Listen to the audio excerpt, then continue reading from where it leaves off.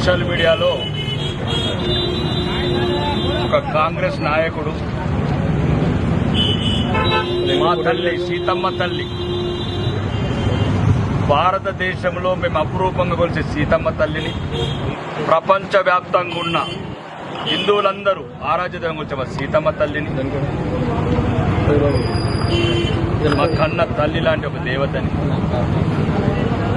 అసభ్యకరంగా గుడ్డలు లేకుండా సీతమ్మ తల్లిని ఈరోజు సోషల్ మీడియాలో ఈ ఆర్మూర్ శాసనసభ ఇన్ఛార్జ్ వినయ్ కుమార్ రెడ్డి గారి సహచరుడు కావాలని ఒక దురుద్దేశంతో హిందువులను అవమానపరచాలని, హిందువులని హేళన చేయాలని ప్రతి ఒక్కోడు వాడి సలహాలతోని వీళ్ళకి హైదరాబాద్ నుంచి వచ్చిన హైకమాండ్ ఆదేశాలతోని ఈరోజు సోషల్ మీడియాలో ఆ అవమానకరంగా హిందువుల పట్ల చులకనగా ఈ మీడియాలో ఏదైతే ప్రచారం చేస్తున్నారో దాని మీద ఒకటే చెప్పాం.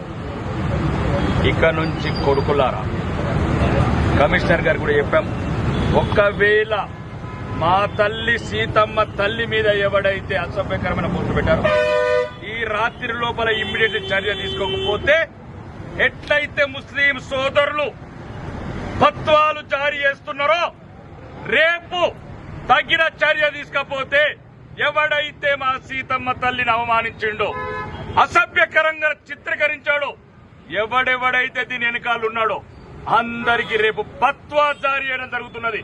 ఈ రోజు నిజామాబాద్ గడ్డ నుంచి చెప్తున్నాం, హిందువులు కూడా ఫత్వాలు జారీ చేస్తారు, హిందువులు కూడా ఫత్వాలు జారీ చేసే రోజులు స్టార్ట్ చేస్తాం.